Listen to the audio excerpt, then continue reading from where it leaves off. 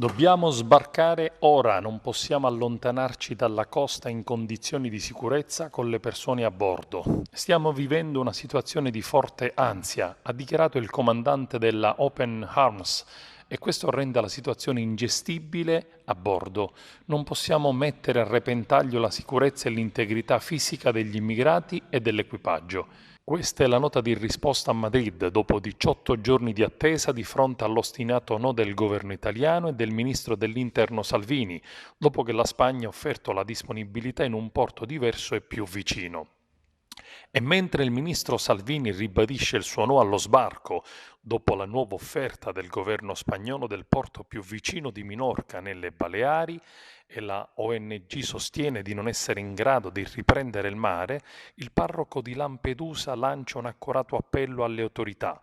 Ogni giorno in più è un giorno di tortura per queste persone a bordo, anche perché dovranno scendere comunque.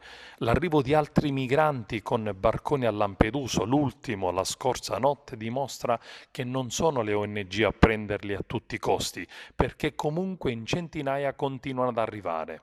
La Open Arms potrebbe dirigersi in Spagna solamente se i 107 migranti fossero trasbordati su un'altra nave italiana militare adatta a raggiungere il porto spagnolo in tempo utile e compatibile con la situazione italiana. Stamattina dal molo di Lampedusa partirà un'altra nave che porterà a Porto Empedocle 19 minori scesi dalla Open Arms nei giorni scorsi.